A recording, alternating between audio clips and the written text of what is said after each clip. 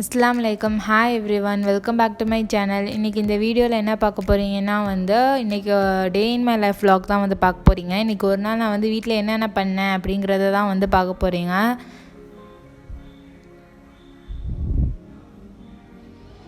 எப்போதுமே வீட்டில் சின்ன சின்ன வேலையெல்லாம் இருந்துக்கிட்டே தான் இருக்கும். அந்த மாதிரி இந்த மெயினான வேலை இந்த சாப்பிட்டுட்டு நம்ம கிடக்கிற அந்த சாமான கழுவி வைக்கிற வேலை தான் பெரிய வேலை. இந்த கழுவுற வேலையெல்லாம் ஈஸியாக பார்த்துருவேன். அதை திருப்பி எடுத்து அந்த இடத்துல வைக்கிற வேலை தான் எனக்கு ரொம்ப இரிட்டேஷனாக இருக்கும். லாஸ்ட் வீடியோ நான் ரொம்ப பேருக்கு நல்லா பிடிச்சிருந்துச்சு.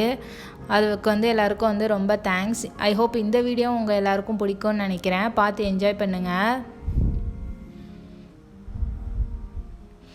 இந்த டேயில் நாங்கள் பர்டிகுலராக எங்கேயும் வெளியிலலாம் போகல. நானாக மார்னிங்லேருந்து நைட்டு வரைக்கும் வீட்டில் என்ன செஞ்சோங்கிறத தான் உங்களுக்கு வீடியோவாக எடுத்திருந்தேன்.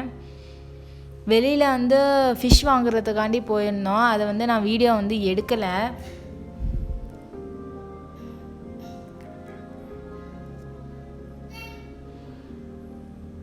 இந்த டெக்கரேஷன்ஸ் நான் ரமதானுக்கு வாங்கியிருந்தேன். அப்போதைக்கு இந்தாண்டி உங்கள் எல்லாட்டையும் காட்ட முடியல. அதனால் இப்போ தான் ஞாபகம் வந்துச்சு. அதனால் சரி வீடியோ எடுத்தவங்க எல்லாருக்கும் காட்டுவோம் அப்படின்ட்டு தான் இதை உங்கள் எல்லாருக்கும் காட்டுறேன்.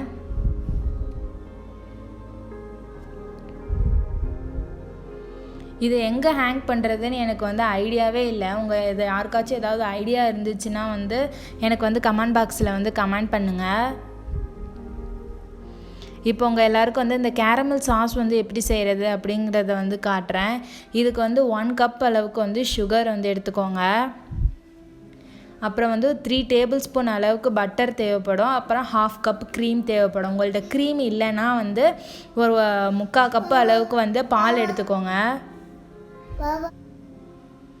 நீங்கள் இந்த சுகரை எந்த வாட்டர் இதெல்லாம் ஆட் பண்ணக்கூடாது. அது நார்மலாக ஒரு லோ ஃப்ளேமில் வச்சு விட்டிங்கன்னா அதுவாகவே மெல்ட் ஆகிரும். இது ரொம்ப மிக்ஸ் பண்ணவும் கூடாது. ரொம்ப மிக்ஸ் பண்ணிட்டிங்கன்னா சுகர் கிறிஸ்டலைஸ் ஆகிரும். அதனால் உங்களுக்கு கன்சிஸ்டன்சி கரெக்டாக வராது. அதனால் இந்த மாதிரி லைட்டாக ஓரத்தில் உள்ளதெல்லாம் உள்ளே கொண்டுட்டு விட்டிங்கன்னா மட்டும் போதும். ரொம்ப மிக்ஸ் எல்லாம் எதுவும் பண்ண வேண்டாம்.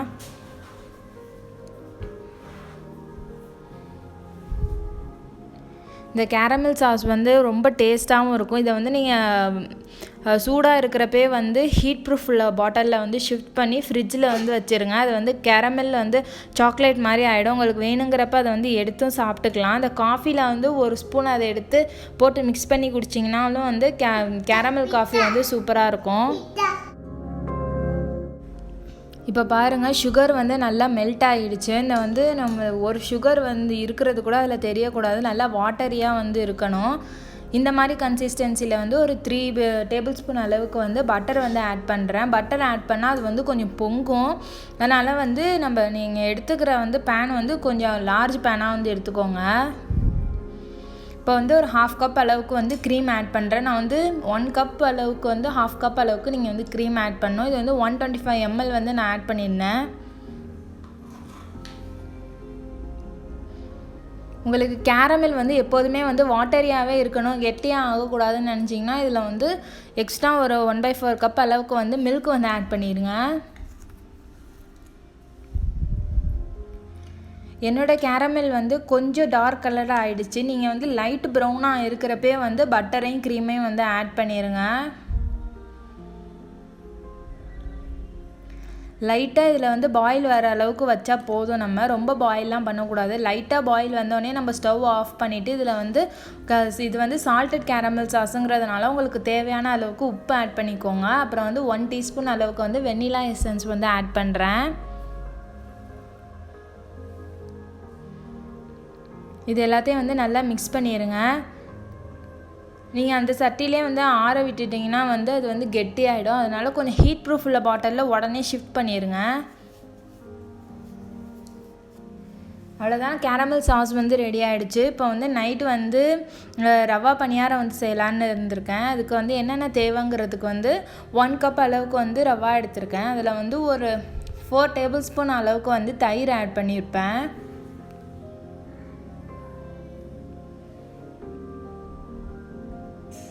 இது வந்து கிட்ஸுக்கு வந்து மார்னிங் பிரேக்ஃபாஸ்ட்டுக்கு வந்து நல்ல பர்ஃபெக்டான ரெசிபி. உங்களுக்கு கிட்ஸுக்கு வந்து என்னென்ன வெஜ்ஜீஸ் பிடிக்குமோ அந்த வெஜ்ஜீஸ்லாம் நீங்கள் வந்து இதில் ஆட் பண்ணி இந்த மாதிரி ரவா பணியாரம் மாதிரி சுட்டு கொடுத்துட்டிங்கன்னா அவங்களுக்கு வந்து எதுவுமே தெரியாது. இதுக்கு வந்து சட்னி நல்லா சூப்பராக இருக்கும். அந்த மாதிரி சுகரும் வச்சு சாப்பிட்டிங்கனாலும் நல்லா டேஸ்ட்டாக இருக்கும். தேவையான அளவுக்கு உப்பு ஆட் பண்ணிக்கோங்க. அப்புறம் வந்து ஹாட் வாட்டர் ஆட் பண்ணி இதை மிக்ஸ் பண்ணி விட்டுருங்க. கொஞ்சம் பேட்டராக இருக்கிற அளவுக்கு வந்து நம்ம வாட்டர் ஆட் பண்ணணும். ஏன்னா வந்து இதை வந்து 1 hour கிட்ட வந்து நம்ம ஊற வைக்க போகிறோம். ஊற வச்சா ரவா வந்து கொஞ்சம் உப்பிட்டு வருங்கிறதுனால வாட்டரை வந்து கொஞ்சம் எக்ஸ்ட்ராவாகவே ஆட் பண்ணி வைங்க.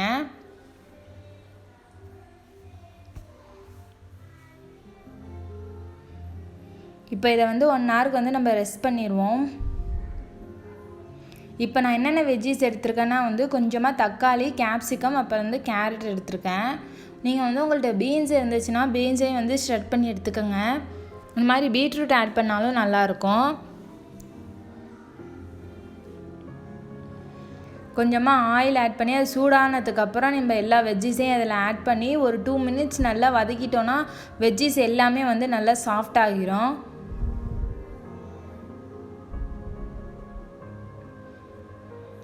கேப்சிகம்லாம் உங்கள்கிட்ட இல்லைனாலும் பரவாயில்ல, உங்கள் வீட்டில் என்ன வெஜ்ஜீஸ் இருக்கோ அதை வந்து ஆட் பண்ணிக்கோங்க.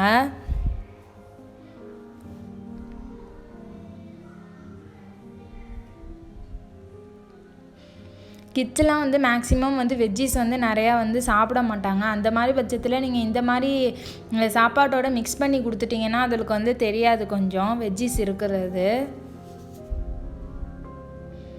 இப்போ வெஜ்ஜீஸ் எல்லாம் நல்லா சாஃப்ட் ஆயிடுச்சு. இதை வந்து நம்ம வந்து பேட்டர் ரெடி பண்ணியிருந்தோம்ல அதில் மிக்ஸ் பண்ணி ஒரு 15 minutes வந்து நம்ம ஊற வச்சுருவோம்.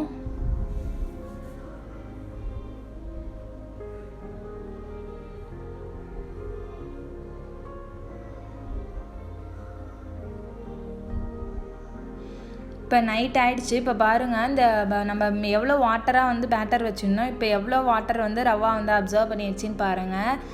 இப்போ வந்து கொஞ்சம் ரன்னியான கன்சிஸ்டன்சி வேணுங்கிறதுனால நான் எக்ஸ்ட்ரா ஒரு கொஞ்சமாக வந்து வாட்டர் ஆட் பண்ணி மிக்ஸ் பண்ணியிருக்கேன். இப்போ வந்து அப்பம் பேன் தான் வந்து எடுத்திருக்கேன். இதில் வந்து கொஞ்சமாக எல்லாத்துலேயும் வந்து ஆயில் அப்ளை பண்ணிக்கோங்க. பண்ணிவிட்டு நம்ம ரெடி பண்ணி வச்சுருக்க பேட்டரை வந்து இதில் ஊற்றிடலாம்.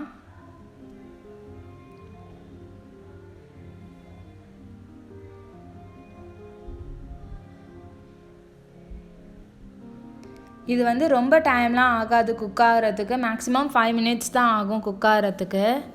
நீங்கள் வந்து அந்த ரவா வந்து உள்ளே வந்து நல்லா குக் ஆகிடுச்சா அப்படின்ட்டு வந்து ஒரு நைஃபை வந்து உள்ளே விட்டு பார்த்து டெஸ்ட் பண்ணிக்கோங்க.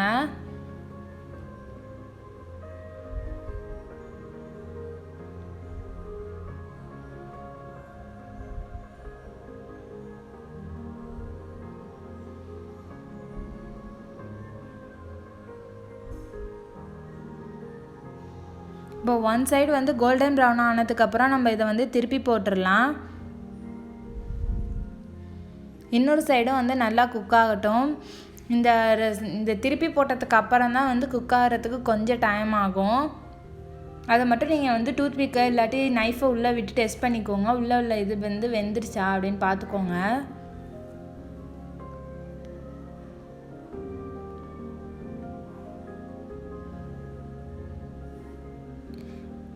இது வந்து ரொம்ப டேஸ்ட்டாக இருக்கும். கண்டிப்பாக வந்து நீங்கள் எல்லோரும் வந்து ட்ரை பண்ணி பாருங்கள். உங்கள் கிட்ஸுக்கு வந்து உப்புமா வந்து பிடிக்கல அப்படிங்கிற பட்சத்தில் இந்த மாதிரி பணியாரம் மாதிரி செஞ்சு கொடுத்தீங்கன்னா வந்து நல்ல டேஸ்ட்டாக இருக்கும். பாருங்கள், பணியாரம் ஃபுல்லாக ரெடி ஆகிடுச்சு.